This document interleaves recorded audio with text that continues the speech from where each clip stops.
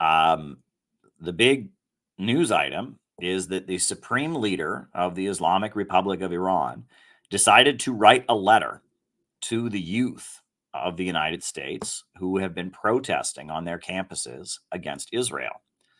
Um, and this is a pretty big deal. As you will recall, the last time the Supreme Leader wrote a letter to the youth of America in 2015, I made a film. I went all the way to Iran and I made a film about it that was shown on Iranian television. And I'll probably show some of that on TV later tonight. But I'm going to start out by just reading the Supreme Leader of Iran, Supreme Leader Ali Seyed Khamenei, Grand Ayatollah Ali Seyed Khamenei, the leader of the Islamic Revolution.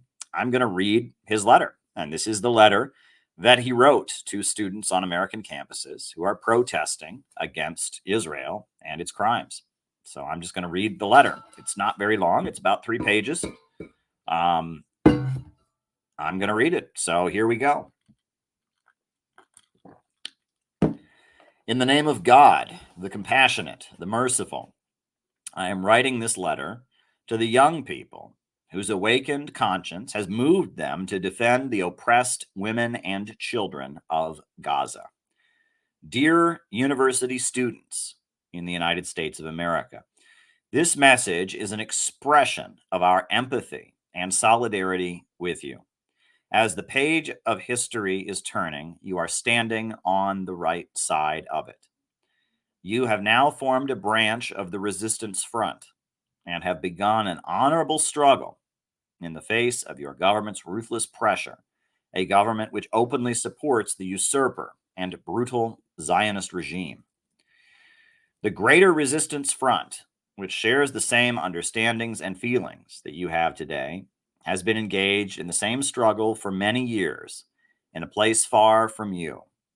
The goal of this struggle, is to put an end to the blatant oppression that the brutal Zionist terrorist network has inflicted on the Palestinian nation for many years.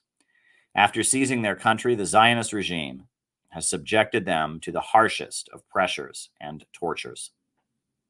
The apartheid Zionist regime genocide today is the continuation of the extreme oppressive behavior which has been going on for decades.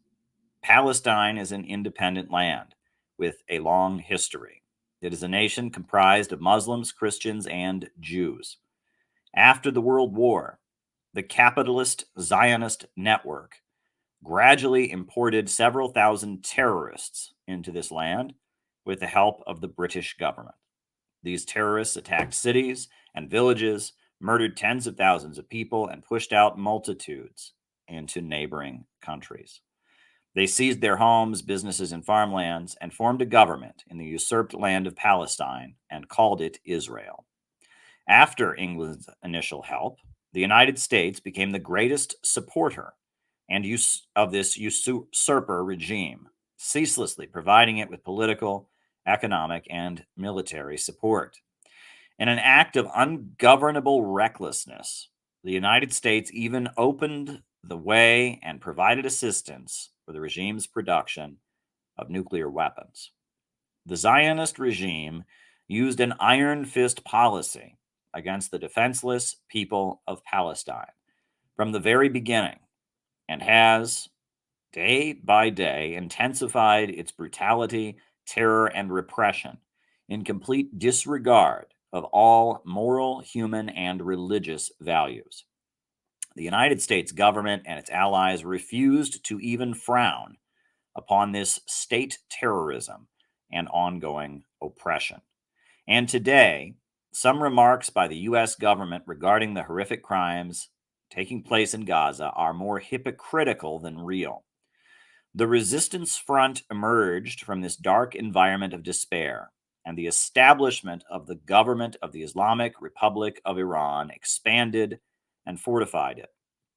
The global Zionist elite, who owns most U.S. and European media corporations or influences them through funding and bribery, has labeled this courageous, humane resistance movement as terrorism. Can one call a people a terrorist nation for defending themselves on their own land against the crimes of the occupying Zionists? and is helping such a nation and strengthening it, an act of terrorism. The oppressive leaders of global hegemony mercilessly distort even the most basic human concepts. They portray the ruthless terrorist Israeli regime as acting in self defense. Yet they portray the Palestinian resistance, which defends its freedom, security, and right to self determination, as terrorists.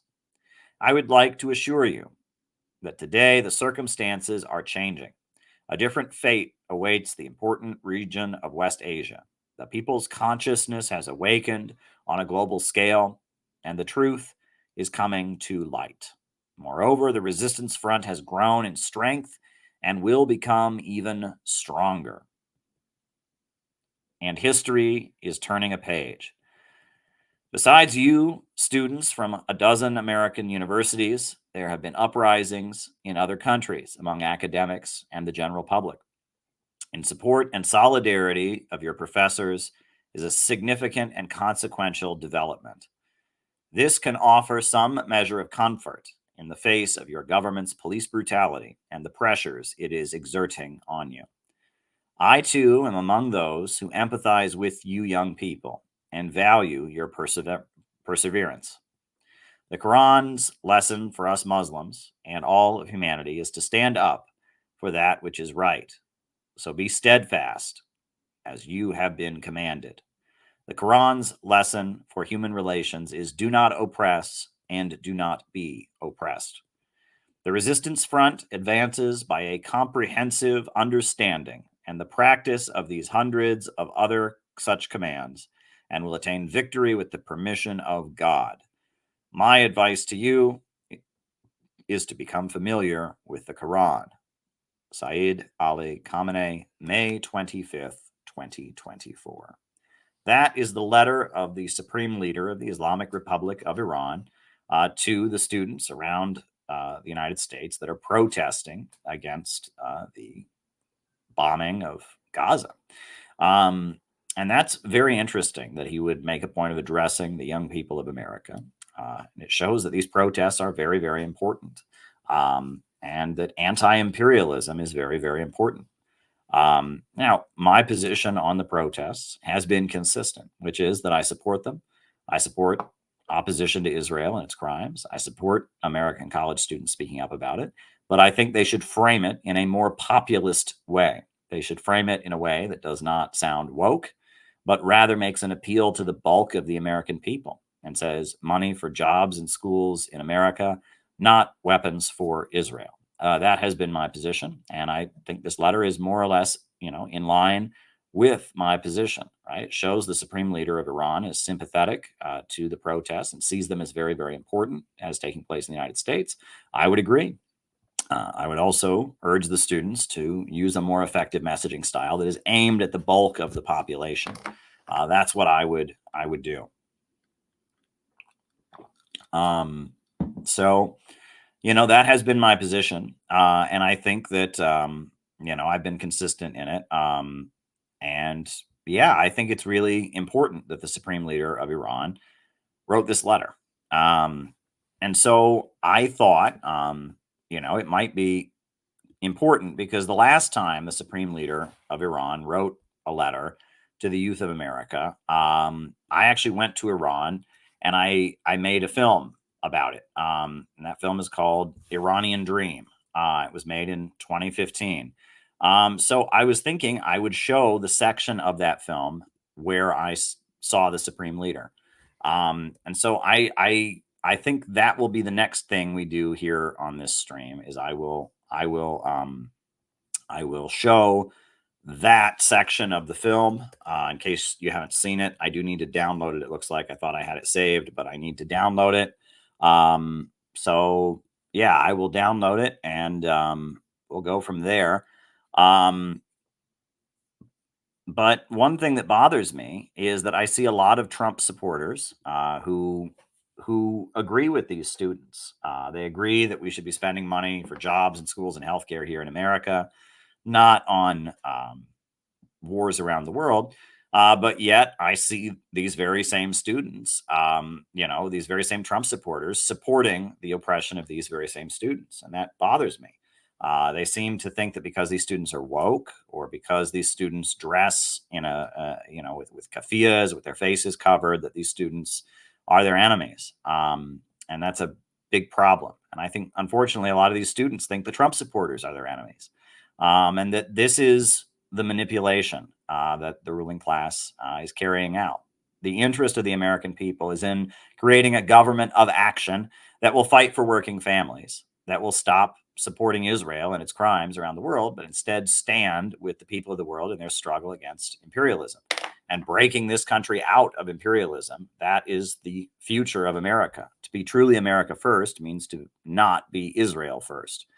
But on that note, folks, I am going to put on Iranian Dream. I'm going to put on, the part of the film where I saw Iran's supreme leader. So, yeah. I guess I'll show you the church in Iran that I went to. And after I show you the church in Iran, I will then, from there, I see the supreme leader. As Iran is on the revolutionary road, they're going to try to suppress Iran. Like, they don't want any independent country. And that's a mistake. That I think that's a confusion that is kind of widespread. There have been a lot of leaders who lead independent countries who've been convinced that they can come to an understanding with the United States. Right next to anti-American paintings, you could see a Catholic church on the street. All right, so we're here at St. Sarkis Church. This is an Armenian Christian church here in Tehran. And today they're going to say prayers in honor of Imam Khomeini, the founder of the Islamic Republic. So I'm just going to go inside.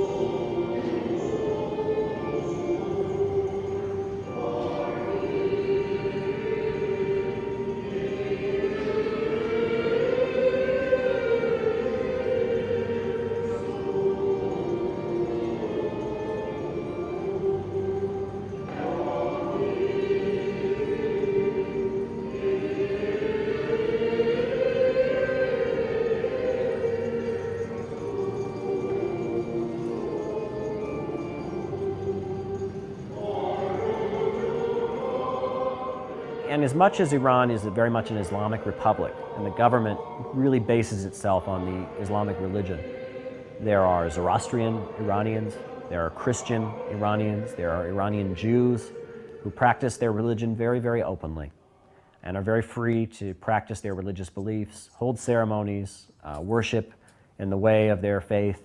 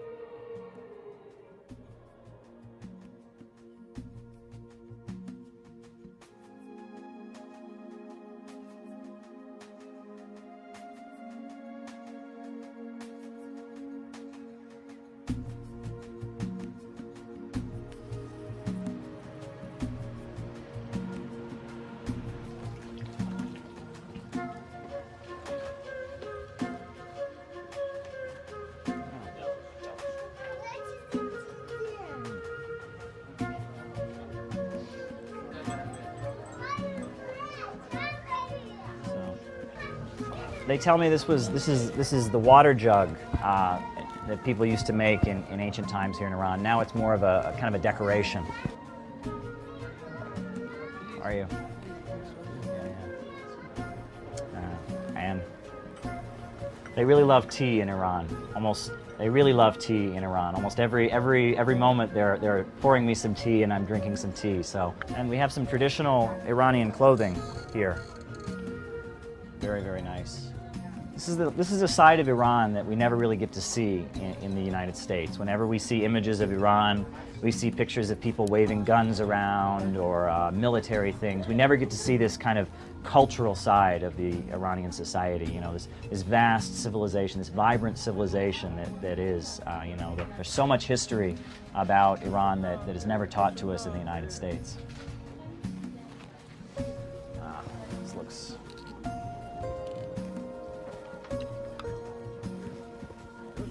I'm looking for some traditional Iranian clothes to wear while I'm here working on this film project. So could you help me with that? من برای شما اینو ترجیح میدم. همین که کار خیلی خنکیه.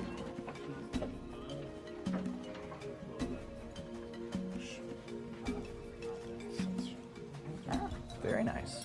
Absolutely. Oh, you have a changing room. Oh, good. Good, good. Oh, perfect. All right. Well, all right.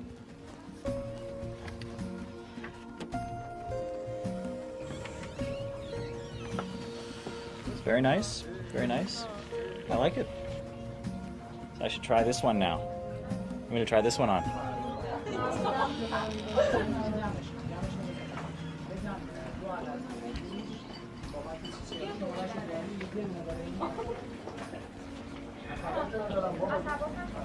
It's very nice. Very nice. Yeah. I like it. Very nice. Very nice. Yeah. It looks good. I like it. I think I'll take it. Looks good.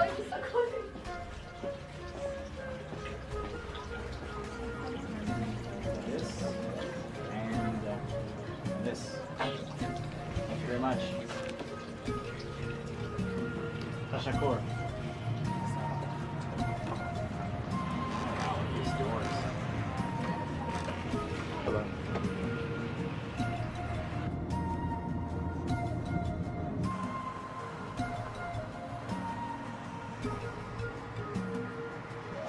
So now we're headed to one of the wealthier sections of the city here in Tehran, where some of the younger people get together during the night and have their cars, show off their cars, kind of. And we're going to talk to some of the people here in this wealthier section of the city about what they think about gap between the rich and poor here in Tehran. Well, when I was in the north of Tehran, I saw a lot of very wealthy Iranians driving BMWs and Mercedes and eating hamburgers. And I talked with some of them. I was able to have some conversations.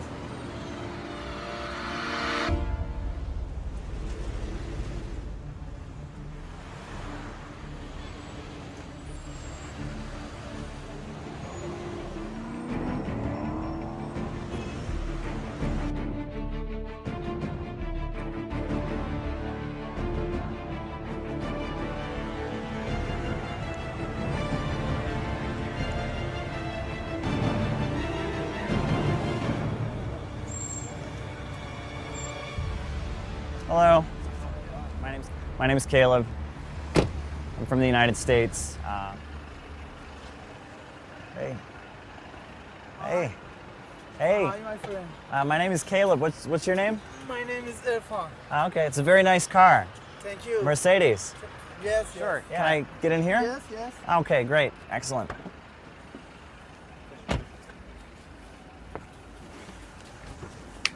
Thank you. Oh, it's so very nice. Very nice seats. Oh, wow. Look at this leather. Yeah. So I've heard that there's kind of a growing gap between the rich and the poor in Iran. That there's a gap growing. Do you think that's true? بله هستش. ولی پول توی کشور ما فراوونه زیاده. توی ایران همه چی خوبه. بعدم اینکه دوستای خوبی دارم.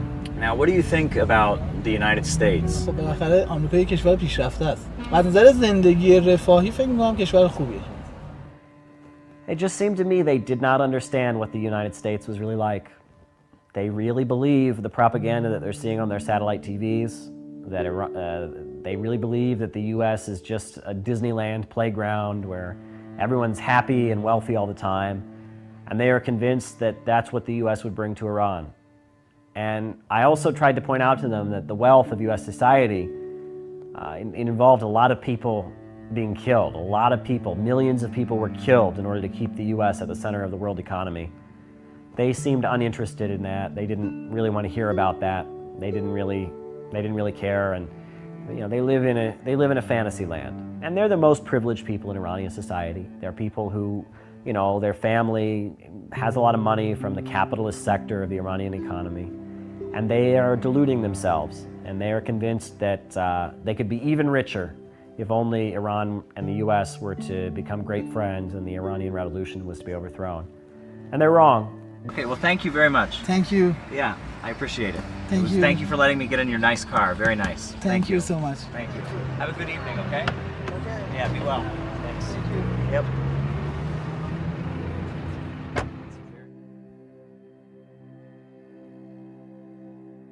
I don't think they really heard me. I think the satellite television and their frustrations and maybe what they've seen in the, you know, maybe they have a friend who's been to the US or whatnot, and this has an impact. They don't know how it really is. They don't really understand, but, you know, that's the way they are.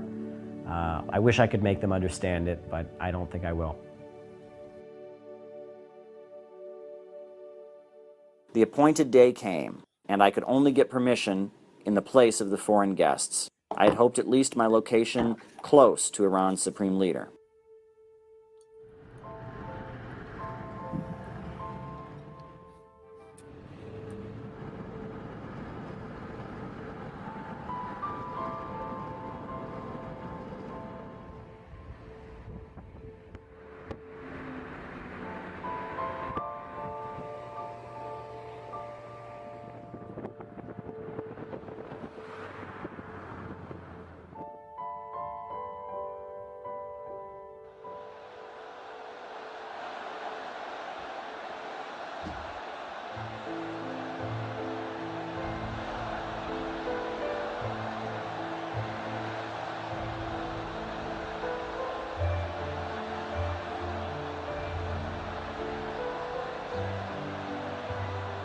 I was successful. I saw the Supreme Leader. I was able to be just 200 feet away from him. I was able to look up at him right there on the balcony and see his face, see the face of the Iranian Revolution, and be in his presence.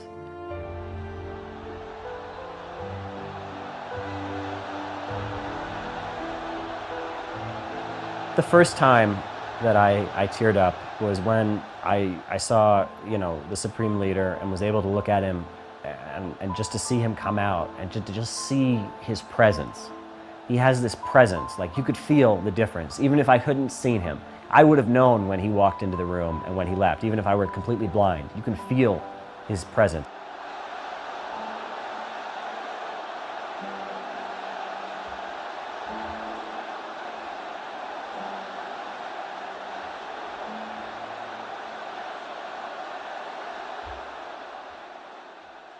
But the second was to look out on the crowd of people and see, you know, how they responded to him and see how fired up. And I saw that that's who the Iranian Revolution was for.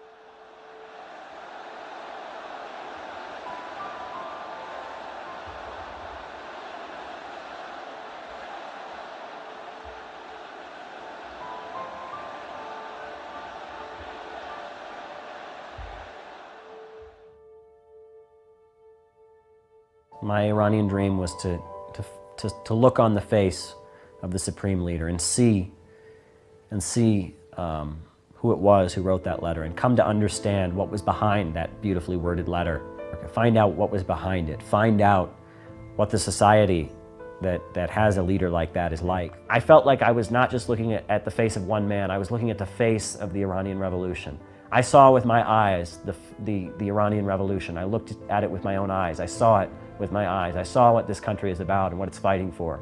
I saw it, all the passion of the people who unfurled those flags and screamed for Palestine, screamed death to America. This is what Iran has. This is the mission that Iran is on, struggling for independence. And the only thing I can hope for is that someday in the US we can have a revolution like Iran had. That someday, you know, the Americans who are losing their jobs and are in a desperate economic situation because of the same class of bankers, that they can rise up. They can do what the Iranians did and rise up and fight back. You know, that would be so glorious if that could happen. That's a song from a different United States. You know, when people fought in the Civil War, they were fighting against slavery. They were fighting against injustice. It was a different time. You know, nowadays, US soldiers are attacking countries, murdering people. That was a different time. That was a different period when you know, fighting as a soldier for the United States, waving the flag of the United States was a way to fight for justice. It was a way to oppose oppression. It was a way to stand with the oppressed. Very different time. I like the songs from the Civil War, you know, from that period, because they speak about a different United States, a United States that wasn't run by bankers and businessmen, but a United States where people still believed in justice and freedom. Anyway, if you want to watch me sing, you can watch the last couple minutes of the film where they have me singing. I have never thought I had a very good singing voice. But yeah, that was my encounter with the supreme leader of the Islamic Republic of Iran.